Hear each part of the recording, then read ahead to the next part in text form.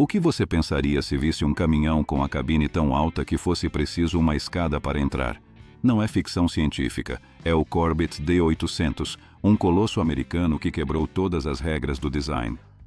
Hoje revivemos a história de um caminhão que quis ser cama, abrigo e transporte ao mesmo tempo.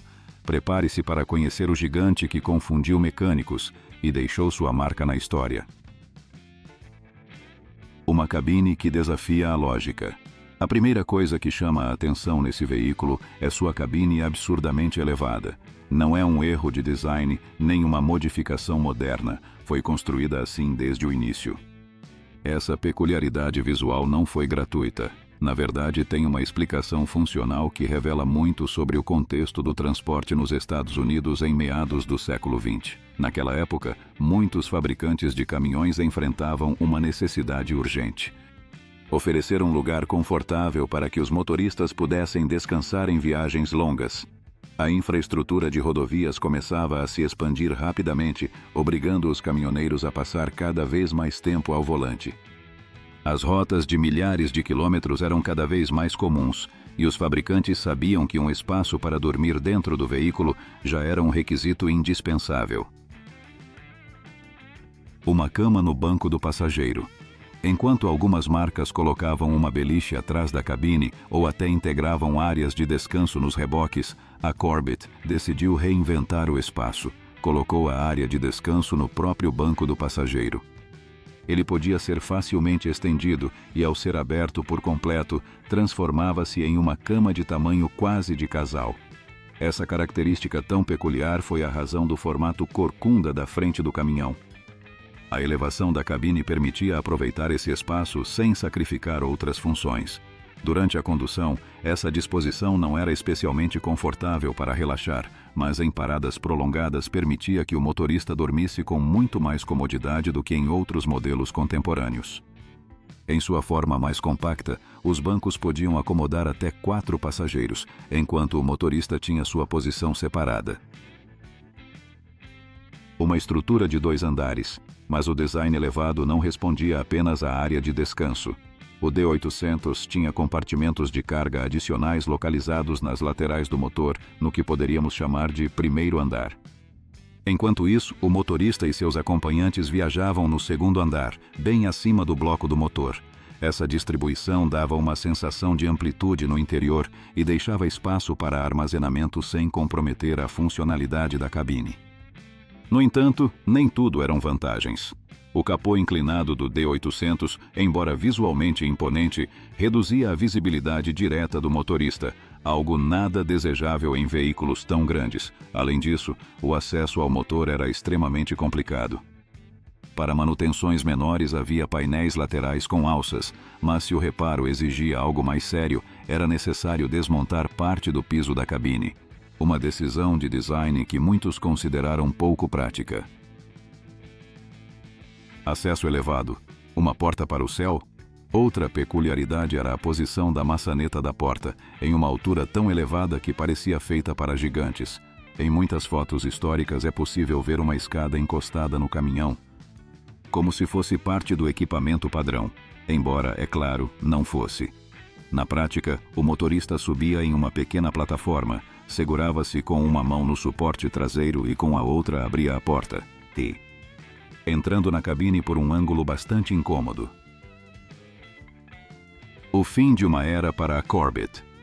A Corvette Motor Truck Company, sediada em Henderson, Carolina do Norte, havia sido uma concorrente notável na primeira metade do século XX. Fundada no início do século, produziu veículos militares, ambulâncias, tratores e caminhões pesados. Mas em meados dos anos 50, seus dias estavam contados. O D800, produzido entre 1951 e 1953, foi uma espécie de canto do cisne da companhia. 3 anos depois de lançar esse modelo, a Corvette desapareceu para sempre do mapa industrial americano.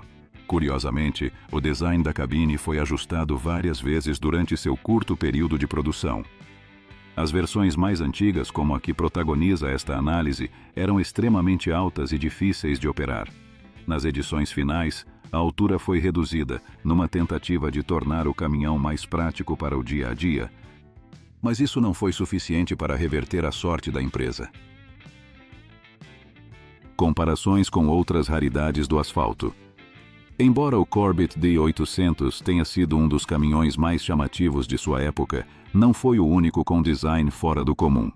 Ao longo das décadas, outros fabricantes também experimentaram cabines inusitadas.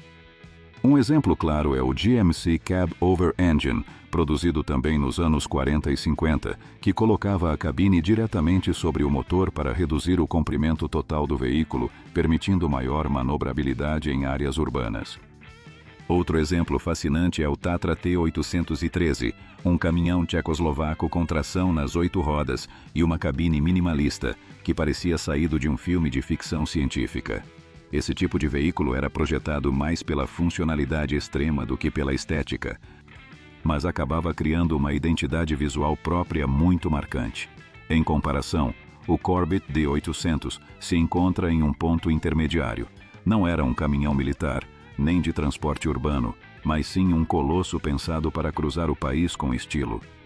Ainda que esse estilo fosse pouco prático. Uma imagem que marcou uma geração. Apesar de sua curta vida em produção, o Corbett D800 deixou sua marca na memória coletiva. Sua imagem aparece em exposições de veículos históricos, museus de transporte e coleções privadas. Os poucos exemplares que sobreviveram ao passar do tempo são hoje verdadeiras joias para os entusiastas, difíceis de encontrar e ainda mais difíceis de restaurar devido ao seu design tão pouco convencional. Inovação à frente do seu tempo. Um dos elementos que mais chamam a atenção no Corbett D800 é que ele foi uma aposta ousada em uma época em que a maioria dos fabricantes preferia permanecer dentro do convencional. Enquanto outros caminhões do período optavam por soluções simples e econômicas, a Corbett se atreveu a experimentar com proporções pouco comuns, distribuição interna dividida por níveis e detalhes de luxo incomuns em veículos de trabalho. Em seu interior, por exemplo, era possível encontrar revestimentos de melhor qualidade do que os habituais para o seu segmento. Não era apenas um transporte de carga, era uma espécie de híbrido entre veículo utilitário e abrigo móvel para o motorista. Para alguns, isso o tornava uma máquina fascinante, para outros, uma raridade desnecessária e pouco funcional. Um design que confundia os mecânicos. Um dos aspectos mais criticados do Corbett D800 era sua complicada acessibilidade mecânica. Para trocar certas peças, o mecânico precisava desmontar painéis pelo interior e, em alguns casos, até acessar através do piso da cabine. Isso contrastava fortemente com outros modelos da época, como os International L-Series ou os Ford F-Series, onde os componentes eram mais acessíveis, facilitando reparos rápidos na estrada.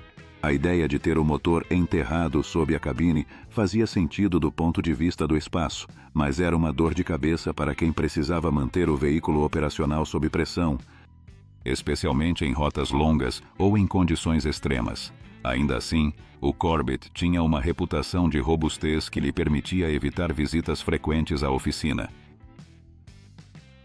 A obsessão americana por cabines criativas.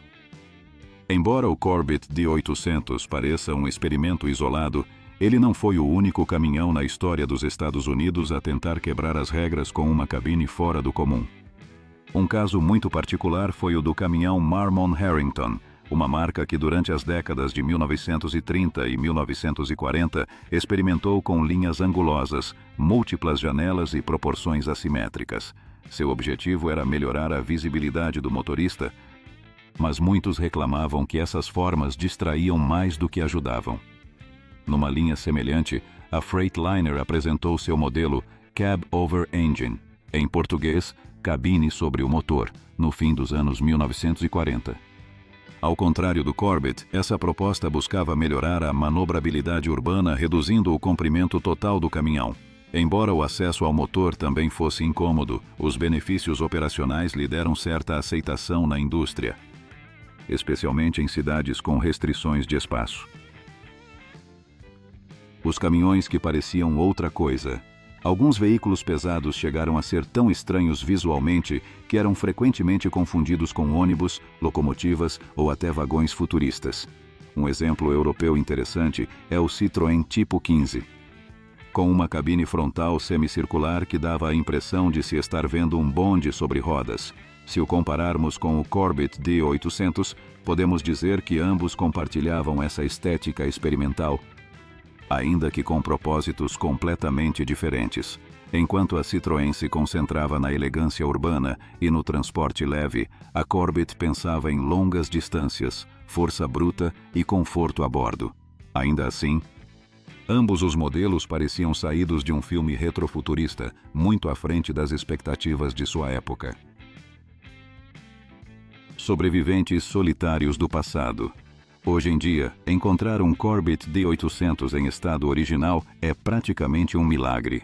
A maioria foi retirada de serviço em meados da década de 1960, quando o design ficou completamente obsoleto diante dos novos padrões de aerodinâmica, conforto e acessibilidade mecânica. Alguns exemplares restaurados são exibidos em museus ou encontros de veículos clássicos, especialmente nos estados do sul dos Estados Unidos, onde a marca Corvette teve sua maior presença comercial. Restaurar um desses gigantes não é tarefa simples. Muitas peças eram exclusivas e já não são fabricadas. Os entusiastas que se dedicam a ressuscitar esses veículos precisam recorrer à fabricação artesanal ou ao canibalismo de unidades sucateadas para conseguir uma restauração fiel. O D600, o irmão menor ignorado. Embora o modelo mais lembrado seja o D800, a Corvette também lançou um modelo mais compacto, o D600. Esse caminhão compartilhava alguns princípios de design com seu irmão maior, mas era visivelmente mais baixo e menos radical. Sua cabine tinha um perfil mais convencional e sua distribuição interna era menos ambiciosa.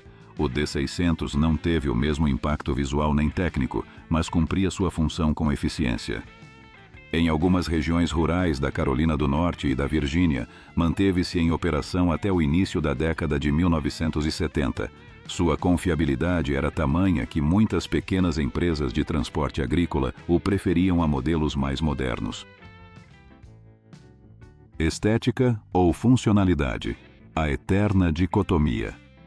O caso do Corvette D800 nos lembra uma lição que se repete várias vezes no mundo do transporte. A estética ousada pode atrair atenção, mas nem sempre garante longevidade operacional.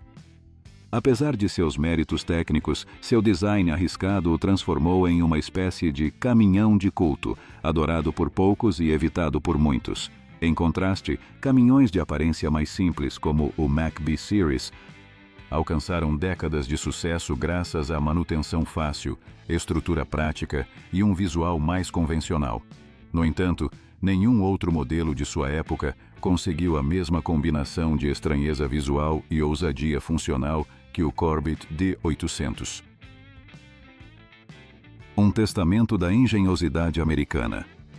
Embora breve, a história do D800 é o reflexo de uma época em que os fabricantes ainda ousavam pensar diferente. Foi uma tentativa honesta de revolucionar o conceito de caminhão de longa distância, mesmo que o mundo não estivesse totalmente preparado para esse tipo de inovação. Em retrospecto, seu design parece saído de uma maquete de feira, mas em seu momento foi uma proposta séria, com lógica interna e objetivos muito claros. Não há dúvida de que, embora seus dias de glória tenham ficado para trás, o Corvette D800 continua ocupando um lugar especial entre os caminhões mais estranhos e fascinantes que já rodaram pelas estradas da América. Se esse colosso esquecido das rodovias americanas te deixou de boca aberta, não vá embora sem deixar seu like, se inscrever e ativar o sininho. Aqui você sempre encontrará caminhões únicos, raros e surpreendentes que marcaram época. Nos vemos na próxima viagem, onde o inesperado sempre tem motor próprio.